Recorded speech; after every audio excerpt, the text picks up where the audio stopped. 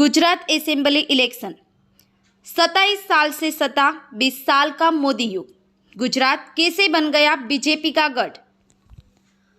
अहमदाबाद गुजरात को बीजेपी का सबसे मजबूत गढ़ कहा जाता है। इसके पीछे की सबसे बड़ी वजह यह है कि गुजरात में पार्टी पिछले 27 साल से सत्ता में है।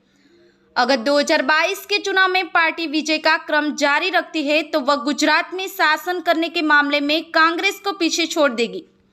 महाराष्ट्र से अलग होकर अस्तित्व में आए इस राज्य में एक ऐसा वक्त था जब कोई बीजेपी को कार्यालय के लिए किराए पर भी प्रॉपर्टी नहीं देता था। लेकिन बापू की जन्मभूमि और सरदार की कर्मभूमि वाले गुजरात में आखिर ऐसा क्या हुआ कि गुजरात गढ़ ही नहीं बल्कि अब पार्टी के तमाम नए निर्णयों की प्रयोगशाला बन गया है। 1990 में मिला पहला जंप। गुजरात में बीजेपी के उभार की शुरुआत 1990 की शुरुआत से कुछ पहले हुई। 1980 में बनी पार्टी गुजरात में सक्रिय थी। लालकृष्ण आडवाणी बड़े नेता थे। राज्य स्तर पर केशुभाई पटेल, शंकर सिंह वाघेला जैसे नेता थे। अभी पार्टी 7 साल पुरानी ही हुई है कि पार्टी को नगर निगम चुनाव में जीत मिली। 1987 में अहमदाबाद नगर निगम में कमल खिला। इस जीत ने पार्टी के अंदर मानो एक नई ऊर्जा भर दी। यह वही साल था जब नरेंद्र मोदी बीजेपी में आए।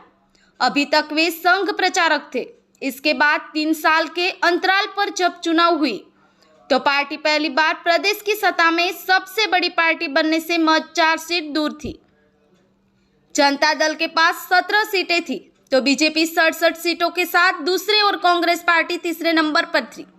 उसे सिर्फ 37 सीटें मिली। दिलचस्प बात यह थी कि कांग्रेस 73% के बाद भी नंबर 3 पर थी। वहीं जनता दल को 29.36% और बीजेपी को 26.69%। ये दोनों पार्टियां सीटों के मामले में पहले और दूसरे नंबर पर थी। नहीं रास आया गठबंधन। जनता दल के नेता चिमन भाई को मुख्यमंत्री बनना था तो उन्होंने बीजेपी की तरह हाथ बढ़ाया। 4 मार्च 1990 को 17 साल के लंबे इतिहास के बाद चिमन भाई पटेल को दूसरी बार मुख्यमंत्री बन गए। चिमन भाई को बीजेपी के सहयोग से कुर्सी मिली थी, लेकिन कई मुद्दों पर उनके सैद्धांतिक मतभेद पहले से थे। इस सरकार में केशुभाई पटेल उप मुख्यमंत्री थे, लिहाजा पहले से ही चिमन भाई पटेल कई मुद्दों पर बीजेपी के साथ नहीं थे। वे मुस्लिमों के प्रति नरम रुख रखते थे। इसी बीच जब अयोध्या में राम मंदिर मुद्दे विश्व हिंदू परिषद का आंदोलन आगे बढ़ा तो बीजेपी आंदोलन के साथ थी। ऐसे में मतभेद खाए बदले देंगे।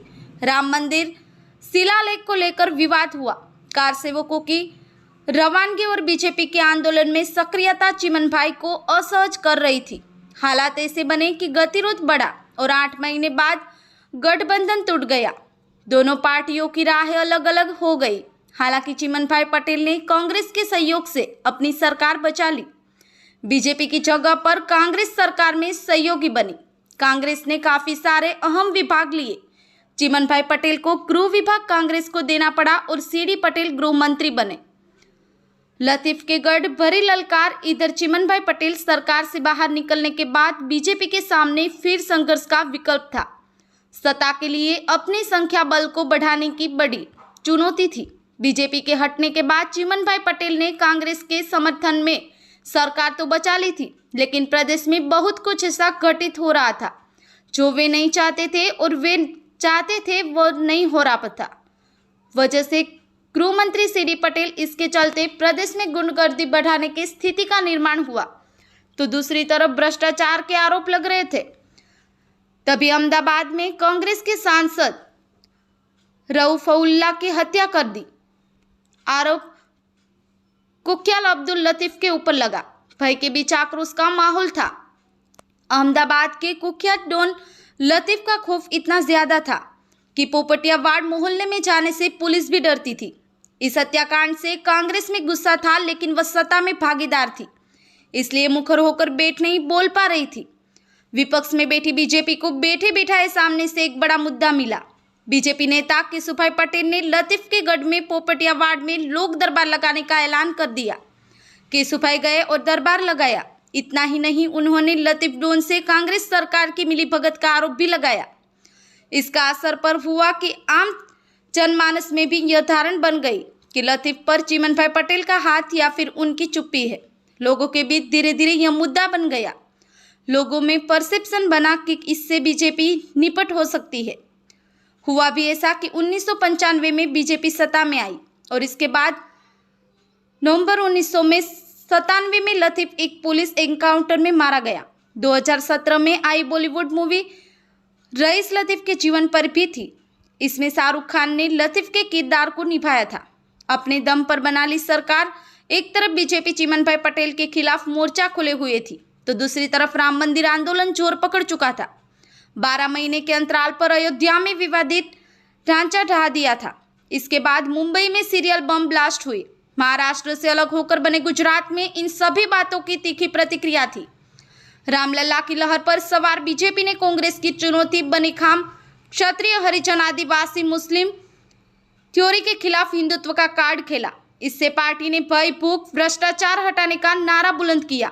1992 की अयोध्या की घटना के 3 साल बाद चुनाव हुई तो बीजेपी अपने बूते पर सत्ता में थी। बीजेपी को 121 सीटें मिली जबकि कांग्रेस को 45 और 16 निर्दलीय जीते। जनता दल का सुपड़ा साफ हो गया। ये किसी करिश्मे से कम नहीं था।